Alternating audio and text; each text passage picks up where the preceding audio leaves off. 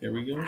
Hey, we're finally live. It's Down Beach Buzz, the real estate webcast, the podcast, the webcast, whatever you want to call it. Down Beach Buzz for June 1st, 2023. Margate, Ventnor, Longport. We love Lower Chelsea. We love Brigantine. So we're all inclusive when it comes to Jersey Shore real estate. We got Sherry Lilienfeld of EXP Realty. Let's hear it for her. Little lift up a little bit.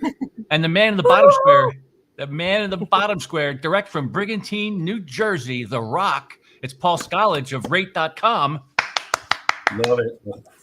Well, I love actually, the squares. it's guaranteed rate, but he's up at Rate.com. How'd you guys snag that awesome domain name? How'd you do that? Rate.com is the These best. guys started 21 years ago. Yep. All right. So why don't we just jump into it, because this is a pretty good show. We got some great stuff here, and we thank Sherry from EXP and Paul from Guaranteed Rate. Here's the agenda for today. We're going to talk mortgage rates. What's the interest rate? They going up, down? Is it screwing with the economy? Home inventory, Margate and Ventnor, pricing, and the absorption rate, which Paul and I are big fans of. And Billy Ho over there, the old Chinese restaurant at Douglas and Atlantic in Margate. It sounds like the next plan, the developer hoped that they could redevelop that Chinese restaurant into a mixed use, but it didn't happen. The planning board in Margate is tough. Lamberti's, maybe we should all get tough on Lamberti's. Mr. Lamberti, what's going on there on Amherst Avenue? And where are you putting parking and all that?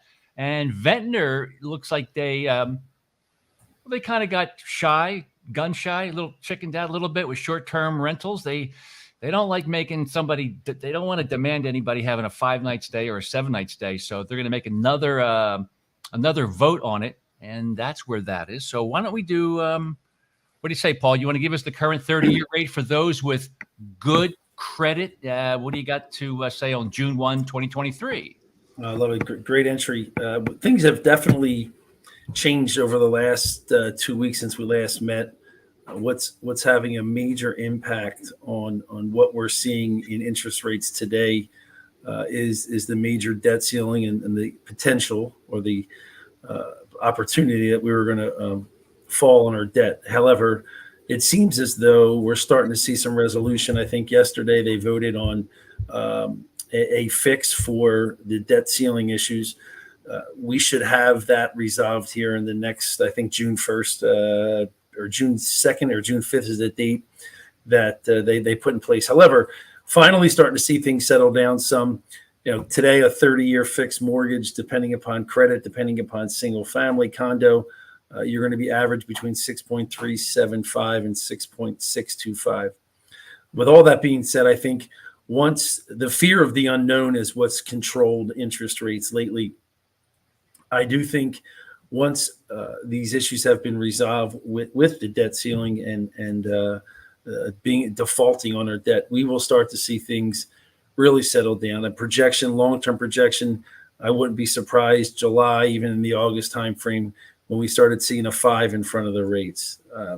What we've been telling clients is so much the phrase in the industry is marry the house and date the rate type of thing, that you will have a refinance opportunity if and when the Fed steps in let's say a 12 to 14 month period. So there will be refinance opportunities in the future.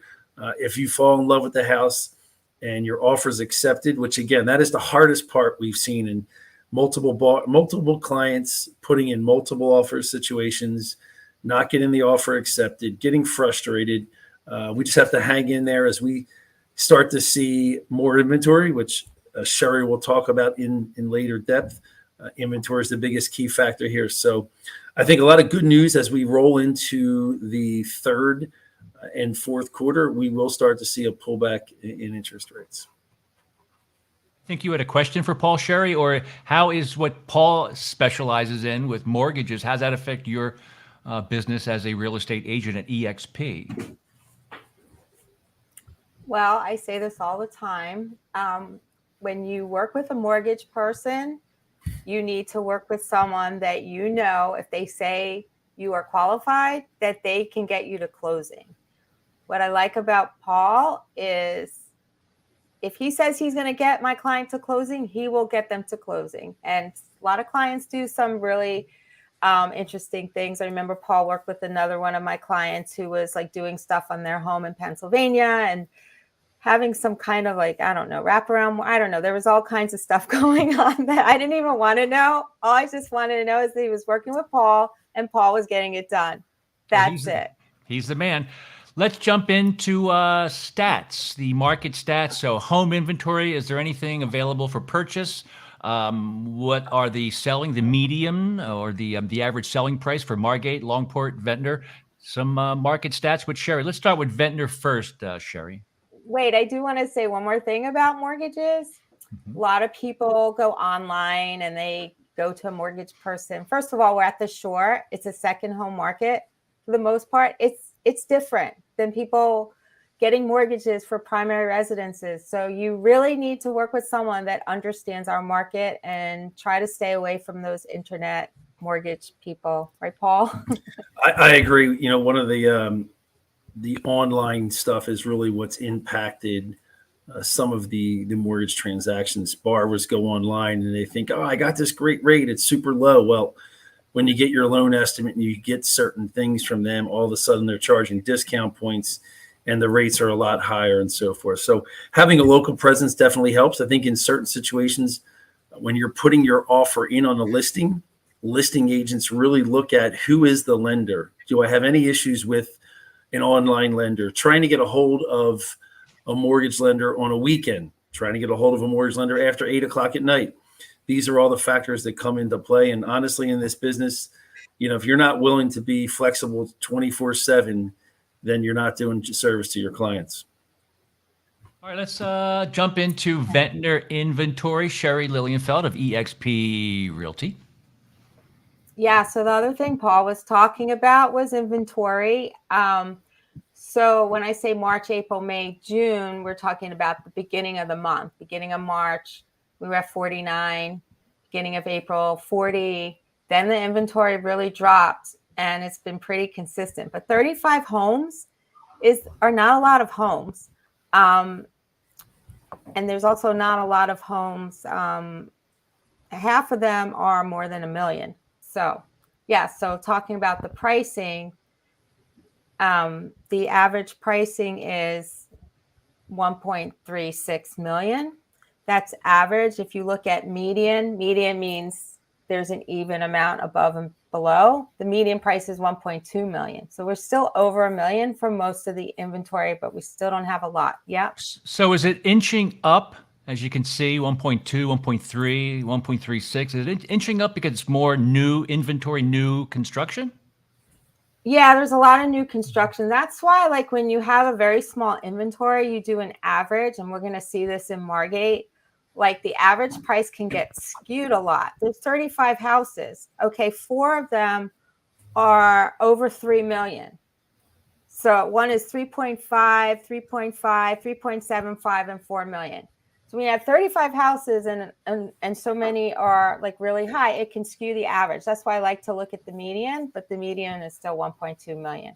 Wait, there is something I want to say. We do want more inventory. If you have a house, please consider putting it out on the market because there's still a lot of people wanting to buy and they can't afford the new construction or they just don't want to spend that kind of money on a second home. All right. So under contract in the last 30 days. Well, not too many, 6 in the last 30 days, but keep in mind, we don't have a lot of inventory either. And again, I just finished saying that there's not a lot less than $1 million. So it makes sense. There's not a lot going under contract. Margate, the inventory has been pretty steady. Last month it was 67. Now it's 68. The average price. So when you look at the average price went up. The reason it went up, we actually have 2 houses in Margate over 7 million for sale. One is they're both 7.5 million. And beautiful, large home, beautiful design. And the other one is 10 South Nassau. But again, the average gets skewed because of these higher priced homes. The median price is still 2.2. So we're kind of consistent in pricing in Margate. And I always talk about price reductions. 10 of the homes had price reductions, which is 15% of the inventory. So, again, so when we look at the absorption rate, sorry, you're up to 30 days. So Wow. listen, Yeah, we listen, gotta- Sherry, There we go. listen, Sherry, between Paul and I, we would put absorption rate on the very first slide. First but- slide. We So we're should start trying- off with that. Can we do the 30 days? This is my second. I get a little tingly when you talk Yes. about the contract under contract. So please It's- proceed. Okay. Well, and I do want to say we were talking next podcast in 2 weeks. We're not gonna even go into statistics. We're only going to do them once a month. We're going to talk about other hot topics like condos and deferred maintenance, which is really exciting, right? Really, really Well, exciting. my favorite is assessments and HOA fees. Something about those two things that make Okay. the cockles of my heart very warm. Whatever. Okay, well, we're gonna really get deep into it in 2 weeks from now. But we had more properties go under contract. I think the little rush from everyone wanting to get down to the shore. There were 14 in the last 30 days. So now that brings us to absorption rate. Ooh. So what is absorption rate? Come on, one of you tell me. What is it? It's right there. It's the number of available listings, right? Number of listings divided by Yeah. the number of sales, right? Divide by Yes. what went under contract in the last 30 days. But Okay, so it's not seven. better So it's close. better way to think about it, what is our monthly inventory? How many houses versus what's going under contract? So Margate, 68 homes on the market and 14 went under contract. So we have a 5-month inventory. So that's pretty much a balanced market. 5 to 6 months is considered a stable, balanced market. Ventnor, same thing. We have a 6-month inventory. So again, a little more stable market. So this is good. So now we're getting into a stable market. So if more properties come on the market, that will really help help move things along. And I think there'll be more buyers coming out. Again, if those are not new construction, they are livable homes under $1 million. So What's a good number to have? 6 months, 5 months, 3 months? So yeah, 5 to 6 is considered a more stable market. I mean, we were so skewed before with, a 12-month inventory because the inventory was sitting and nothing was going under contract. I think we got a little jump like prior to the summer. People like, oh my gosh, I really want to be at the shore this summer. So, okay. So I always ask the trick question. Okay, how many homes do we have on the market in Longport? 7. Guess what? This month, no, it's not 5, it's not 7. We are up to 12. Whoa. How expensive? It's not too bad. Believe it or not, the average price is 2.8. 2.8. No, I mean, compared to like Margate, it's not like twice as much. It's a little bit more. But March, we had 7 homes on the market. April, we had 6. May, we had 9. Now we're up to 12. I mean, we're really coming along. I say if you want to buy something in Longport, call me and I'll show you all 12 of those homes. All right. Okay. So it's a Down Beach Buzz. Make sure you join and sign up, subscribe to our email newsletter. Go to downbeachbuzz.com. And of course, this is the Down Beach Buzz Real Estate Webcast with Sherry Lilienfeld of eXp Realty and Paul Skollich of Guaranteed Rate. He's a Brigantiner. We love Brigantine. We love Lower Chelsea, Atlantic City. We're big fans of that part of town. Ventnor, Margate, Longport. We venture into Summers Point sometimes. So, Paul, the next slide is our favorite, my friend. And what is that? Stirring up the pot. Let's rock and roll. Here we go. What does that mean? What does that mean? What's that mean? What does that stir the pot thing? What is that? There's a hot topic that you want to talk about that is probably something that people aren't going to be happy about. Is that what it is? Okay. Yeah. And am I the type of guy that controversial? It's Is a that- controversial topic with people are very hot on one side or the other. That's Well- the political. That's a political way to say it, right? Or you guys could say, I'm the only guy with cojones to talk about these There we topics. go. That's the way I like it. There you go. Right? Do you- Get, anybody giddy up. Doesn't Sherry look like she's on in outer space or some cool Like she's over at Elon Musk's house right now doing the show. What a cool background. All right. So what are we looking at here? A mess. Lamberti's. Yeah, mess. A parking mess. So what we want to goof, we want to put a little pressure on former councilman or commissioner John Amadeo. He let a lot of this stuff go. I love John Scott Abbott. He knows there's a bunch of things that are not exactly up to snuff. So Mr. Abbott, the great solicitor of Margate, he knows this is a bit of a embarrassment. And the planning board, for some reason, Mayor, are we allowed to park cars in a bike lane on Amherst? Is that what we're looking at? Yes, it is. That's what it is. I got some more pictures too. You ready? Is this a good pot stirring, isn't it, Paul? You like sure this? Is. Makes me excited. What are we looking at here? The poor bike guy is not in the bike lane. And what if and an unfinished building and contractors and golf carts parking outside.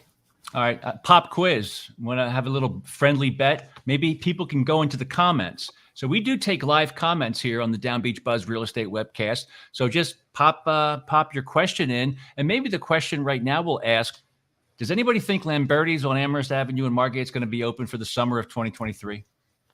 Negative. Negative. All right. That's what check. Nope. All right. How about nighttime? What's that? No, I don't even think you're 2024. How would you like to have this in front of your house in the evening? Now, keep in mind, Steve and Cookies is using their parking lot for outdoor dining. So you know that this means there's more cars out on the street. It's kind of weird. It's kind of like when Boca took up a street for their outdoor dining, and that kind of rearranges where the cars can go. So there's pros and cons to a lot of these new ways of thinking about outdoor dining and parking. Well, there is no parking. We don't really seem to demand. The planning board really doesn't make you adhere to current, ordinance with parking. They waive a lot. Unless they don't like it, then they don't waive anything. Is that the way that works? Yeah, maybe. Well, they give you the middle finger. The silver truck there, or the minivan, or whatever you want to look at there, is in a curb cut. So if you look at that street, he's in front of a curb cut, blocking someone to get in there. It's bad, and but they know it, and it's always fun because what's this segment called, Paul? What's this segment called? Stir the pot. That's right. It's our duty. We don't want to do this. We have to do it. Why? It's called Stir the Pot. It's not about cooking. Even though I'm a good cook, and Sherry will attest to that, it's not about cooking. All right, wait, so I will say I have been seeing them work on Lamberti's. Like they have been working. And what is underneath supposed to be? Is that supposed to be parking for people that work there? That's elevation. That's elevation for just feet. Elevation. But there's no parking. Not that you can tell, but I wonder if that should be a good idea to turn that into parking. But you know what? To turn in and out, that'd be a mess. But let me read a nice letter from the person that lives and has to enjoy this on a daily basis. I'd like to update you on the current parking situation here. Since Lamberti's not open, the cars now park in front of the building in the bike lane. Since Cookie now has her entrance blocked and outdoor seating, it's worsened the situation. Where are the additional cars Lamberti's going to park? And yes, he has a parking lot, but in the past, people don't want to walk there. Also, remember, he has a lot of takeout. And his front door is directly in front of the bike lane. Uh-oh, Paul. This was not well thought out. I'm sending you pictures. This is only the beginning. I had to call the police because I just about could make the turn into my driveway. Also, backing out is difficult with the parking in the bike lane. The whole situation with Lamberti's on Amherst, total disgrace in many, many ways. I'm sending these pictures to you if you could be of help. By the way, I think that Sherry is gorgeous and Paul's a very handsome young man. Yeah. Great line. Love it. I had to wait for the entire letter to be read before you heard some positive things. Yeah. Always at the end. Okay. You ready for the next one, Sher? I think this is going to be right up your alley because it is our good friend Frank Gassardi. He was the guy that kind of purchased it and then designed it. Somebody bought it. We're talking about the Johnny's Cafe parking lot gizmo. There you go. And Sherry took some pictures of that early today. So what are your initial thoughts, Sherry Lilienfeld of EXP Realty? Because we love the guy that designed this. That's Frank, and he sold it off, and they're doing it now. So what do you think? I mean, I think I walked into the retail area. It's nice in there. It's nice retail space. What hit me when I walked around the side, like those buildings go so deep and so far to the back, like it just really takes up the whole space. And the other thing is there's an alley in between where people then supposed to pull into and park their cars. I don't know if people drive like I do, but if I had to make a turn like that, I would scrape the side of my car every time as I'm trying to pull in to the garage. I mean, look, it's a nice design. It's just maybe just I don't know. we haven't seen something like this, so we all get used to stuff over time, and we kind of got used to the mini golf course, didn't we? Sort of, kind of. Putt. Yeah, I'm sure the people who live across the street from it don't like it, and they never, I mean, it gets crowded. I gave you a short list of things, some of the photos, and I appreciate that you went out and took some pictures of some of these properties. See the little blue outhouse? Were you able to go in there and experience whether that's clean or was there toilet paper there? It's good. I did not go in there. I just kept on thinking, it's really ruining my picture. Like, I wish it would. Could you imagine having to go to the bathroom on Ventnor Avenue? You go in there. Like, really, I know. It's kind of it's right on the sidewalk. Yeah. Someone backs right into it while you're going to the bathroom and it shakes. That's even better. That would be the best. But it's right next to Hot Bagels, or no, they're next to what is that? The bagel store right there, right? Yeah, the bagel store is over there, and then the other side is that massage place, and it's across the street from Jamaican Me Crazy and Johnny's. So you mean Crazy Roz, my heartthrob? Yeah. I love Roz. What? Roz is very passionate about her store. I'm crazy in love. About Margate. I'm crazy in love with Roz. We have a love-hate relationship. She hates me. I love her. Oh, I didn't know she hated you. Okay. She deep down. No, seriously, there's some tension when I go into the store. Some kind of something going on, some chemistry. You go in the store? Chemistry. Yes, she does. She lets me in now. Yes, the restraining order has been expired. It's gone. Restraining Jesus. No, but she really do like to stir the pot. No, but Roz does have an amazing store. It's so successful that she busted through to the other place and she expanded her business. So, and she really does have beautiful clothes in there. I never knew it was so. I never knew it was that nice. But as they say, you got to be crazy to be a great retailer, and she's the crazy of my. I'm crazy in love with Roz of Jamaican Me Crazy, and and one day she might sell cannabis because it might, over time legalize cannabis. Jamaican Me Crazy, perfect match, right? Roz, would you do that? Sure. All right, we'll see what happens. Roz is going to send me an email in a few minutes. All right, hold on a second, guys. Let's see what else I got here. Oh, you want to talk about the development? So the planning board a couple nights ago, I think, and I haven't listened to the whole thing, but they are wondering whether this must-use mixed. So give us a background on this, Cher. Anybody that wants to redevelop something, especially in the central business district, CBD, but the central business district, they have to be mixed use. So condos up top probably, or housing up top with retail below. That's a part of the master plan, right? Yeah, no. And what we were just talking about, well, first of all, I do feel for this developer who bought this property. Are you going to go to show the Billy Hose or no? Well, here's the Here's the plan. He bought the property.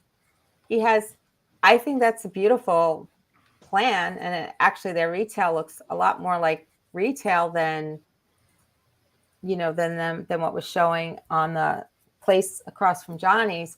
But I don't know, he's getting a lot of resistance, and I'm sure when it was purchased, the assumption was that they would be able to do what everyone else has been able to do in the central business district. But for whatever reason, they keep on knocking it down. And what we were talking about before is, I mean, when I work with commercial developers, their contingency before they close on something is to get approvals before they close. So they know that they can build what they want to build, because that all goes into their analysis with the property and the price they're going to pay. So I feel for this developer, because he's not able to do what other people are doing. He's getting a lot of pushback. So, and I'm sure he's spending a lot of money on designs and attorneys. and just a quick recap in regards to this. A couple of months back, we saw that there was 3 local businesses that got together, hired an attorney to put pressure on this project to not let it open or be built with their original plans. And the original plans, for some reason, they were being pushed to adhere to the minimum of parking necessary. And they were being pretty strict, where the planning board has always been very loosey-goosey over the past few years. But this project, they're being tough. So a couple of nights ago, they came back with another design, and they reduced the amount of square footage for retail on the bottom. And the planning board didn't like that. Yeah, not enough retail. So here's my point. We're in the central business district, and if you want to develop, you have to have mixed use. Kind of makes sense. But is there enough demand for retail, Sure? Or are other businesses going to do all kinds of nonsense to keep you out of there so there's less competitors? And especially when I think about the Margate burger truck, he has to build a mixed use. Will there be a demand for that type of property? Well, before, the retailers always had a hard time in a seasonal area. And actually, a lot of them, they would negotiate their rents to vary based on the summer months versus off season. Now we have our demographics are like changing in that, and the numbers of people, our population is changing. We have a lot more people coming by virtue of the big houses and the number of bedrooms and all that. So I can't really answer the question about, is there enough demand for retail, because there's also more people coming who like to shop. So it's hard to say. I mean, I know what's been traditional before COVID, pre-COVID, but everything is changing. But I will say we have a lot more people. I think there's going to be demand for retail. Our restaurants are packed. I will tell you, and this weekend was off the charts. And I went to Ventura's with the greenhouse with my daughter, and I could not believe the number of people there. I was actually fearful, like that the deck was going to break or something. Well, let me ask you, Sherry, is it more valuable for a property to be a nice big house or a condo than a business? What's more valuable, a business property or a beautiful new home? For a developer, the money is in the residential. It's not in the retail space. So as a developer, so when you're talking about central business district, they would just want all retail and none of those houses above it. But if a developer is going to pay 1.6 million, 2 million for a property, to get their money back, they have to have that residential to make their money. So, I mean, ideally, it'd be nice if it was just all retail and none of the houses above. They do that so they can get their money back on the property. And like the numbers I said, don't work otherwise. The Margate Planning Board was not happy that when the developer came back with project plan number 2 for Billy Ho's, the Chinese restaurant there at Douglas and Ventnor Avenue in Margate, they noticed he took the retail portion down below at surface grade, went from 2,800 square feet of retail down to 1,800. They did not like hearing that. And I wondered, well, why do they care? Because they needed more parking. I can't help but think that if I was other businesses, I would do everything to keep this guy from opening a retail business. So I'm just, once again, Paul, what is that again? What's this segment called? Stir the pot. That's right. That's how we have Sherry here to kind of soften us up, because she's the good-hearted one out of all 3 of us. I try to look at all sides, but yes. I would have thought that since they reduced the retail, added parking, the argument that was made a few weeks ago or whatever, a month ago, and now it's still not good enough. Like, what's going to be good enough? All right. So they should have been happy with that. So final thoughts. Because we want to make sure this is a tidy show and Nice. 2 quick stories. But how about some uplifting?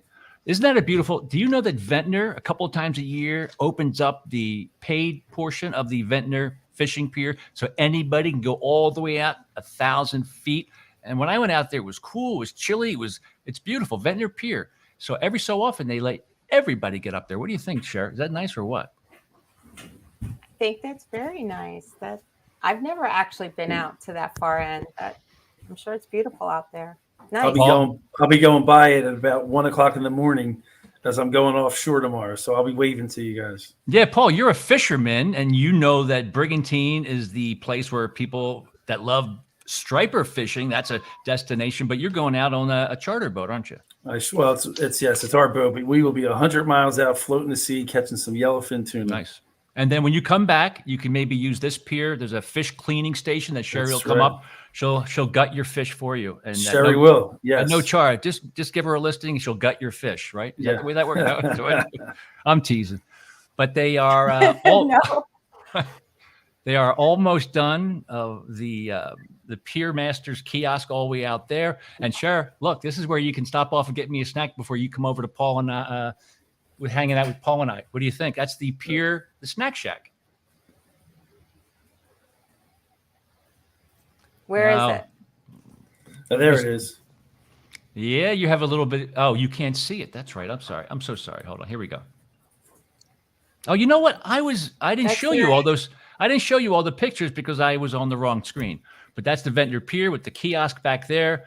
And we're out 1,000 feet. We're out there on this 1,000-footer, the Ventnor Pier, a gorgeous, gorgeous pier.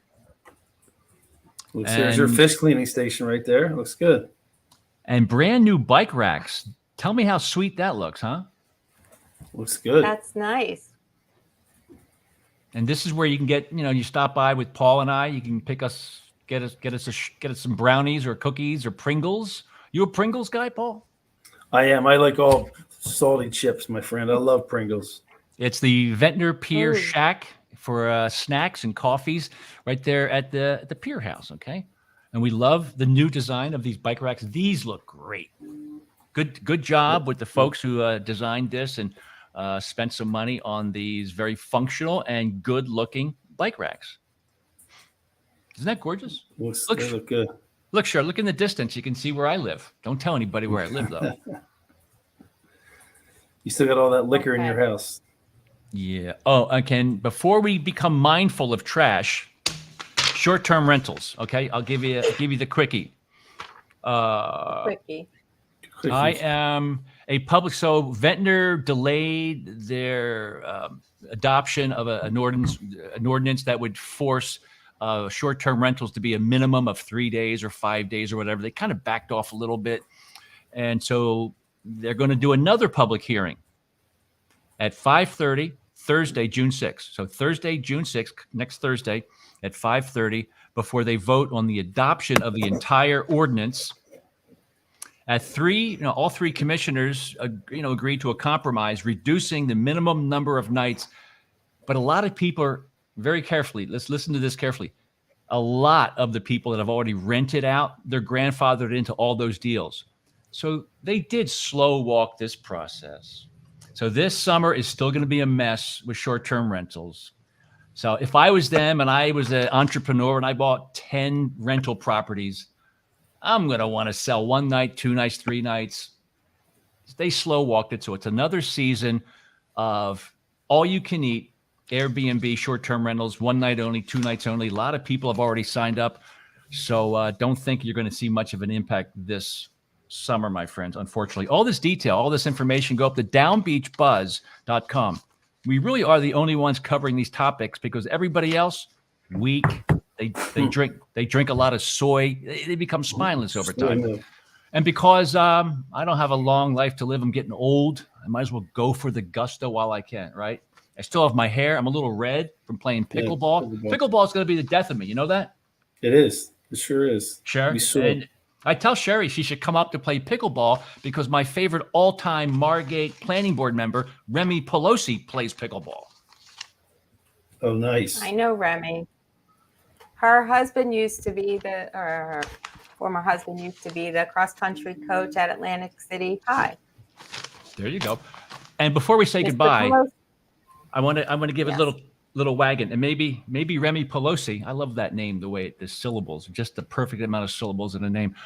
They really need to live up to their promise, and that is turn the Zoom video on so we can watch these planning board meetings live. It's not a tech issue. It's not a money issue. Just do it. Come on, Mayor. You promised more transparency. Let us, all the folks who live in Philly or New York or Cherry Hill, let us watch the planning board meetings live. Turn the video on, the camera. It's not a money issue. It's not a tech issue. You know that. Just do it. Live up to your promise because we love you. And God bless you and Godspeed. Giddy up. Cher, and then real quick, Cher, be mindful of trash. She hates. Well, she's a very sustainable young lady, Sherry Lilienfeld. Look, she's her own green team, I think. Go ahead, Cher. I care a lot about recycling and the environment. I will say after this, I think a lot of people don't actually really understand what the trash rules are here. And there are those, these, I don't know if you could see it, these flyers. And they're available at City Hall. There's one for Margate. There's one for Ventnor. It tells you everything. It tells you what can and can't be recycled. It tells you your trash day. It tells you about what to do with different kinds of waste, like hazardous waste or electronic waste. Like there's a lot of information here, and people really need to pay attention. One of the things I saw a lot of when I was driving around is people think recycling containers are regular trash cans and they just throw all the trash in both containers. Well, they're not going to pick up your trash. I mean, your recyclables, they're not picking it up. And I saw trash cans that were out. People also put them out. The one thing I do want to say is people put them out when they leave. Okay, so in one area around here, the trash pickup day was Thursday. And they put it out on Monday night. There is a really great service that I just wanted to mention. It's called a valet service from ACUA. And for $275 a season, they will take your trash cans from your house, bring them to the truck, and move them back to your house for $275. Wow. That's a real deal. What? That's a good deal. They have it in Brigantine too. They have it Ventnor, Margate, Longport, Brigantine. So yeah, I mean, for all those people that are only coming down the weekends, just have the trash valet service. There's an application on ACUA. Okay.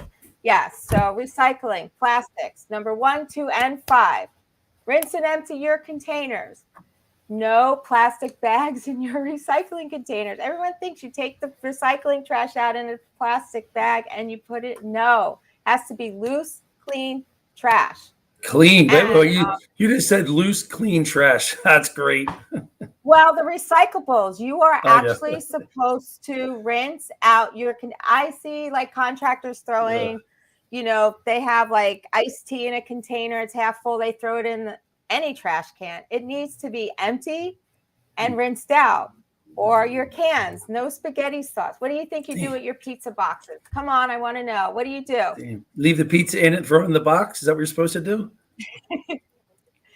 No, technically pizza boxes are not recyclable because of the grease. But some people like me will rip the top off that doesn't have any grease, that's actually clean cardboard and recycle. Right. I'm sorry, I get way too passionate about recycling. Okay. You listen, do me a favor. Just educated. Will you just please take over Sustainable Down Beach? Just do the whole thing by yourself, because nobody is as passionate about about the environment than Sherry Lilienfeld of EXP Realty. She has a chemical engineering background. She's been around the world. She has a great family. There's a bunch of ducks that land in her pool and poop all over it. She knows it all. She hasn't got a pool boy yet. I told her to get a freaking pool boy. So Paul figures we're going to get ducks, going to fly in, shit all over the place. And the pool boy will be, that's how we start our pool boy business. I love it. I dropped the S-bomb there. That's okay. You like that? You like the way I tied that pool boy joke in there? You like that, didn't you? Always got to tie that pool boy joke. But yes, all right, those ducks are pooping a lot. Yes. We have to go. It's already All at you got 40 minutes. So Sherry Lilienfeld of EXP Realty, they can reach you where? Sherry. I didn't mean to have a tough question like that. Well, most people can't spell my name, but you can see it there. SHERRI at apexprime.com. APEXPRIME.com. That's and it. Paul, you are a brigantiner, and we hope that you come back after your awesome fishing journey tomorrow. I'm going to send some pictures. We're at paul.scollage, ZGALICH at rate.com, All right, and I'm Mr. Down Beach Buzz, and maybe you know my good friend John Jurgatis, pickleball champion of Ventnor, or Mel Toxic, who is the DJ for a lot of events in the area. So feel free to reach out to those three fine folks. Well done. I like to mention all names. I used to be, my name used to be JJ too. There was a time when I was JJ Taylor on the radio. That was not a good name. That was not very masculine. But then I thought, Mel, who picks the name Mel Toxic? It's like a Jewish punk rocker, right? You like that? I do. Who did pick the name? I made it up. Who did? I made it up. I made it up in high school. Monsignor Bonner High School. I was the only guy with black hair listening to the Sex Pistols and the B-52s. And Blondie. I love Blondie. As you know, I have many photos where we're making out together in a driveway behind the Tower Theater in Upper Darby. I do have that. Now we're all right. Let's be serious. All right, we got to say bye, everybody. So downbeachbuzz.com, and we'll talk to you soon. Bye, everybody. Say goodbye. Great. Keep waving like Carol Burnett, okay? Thank you.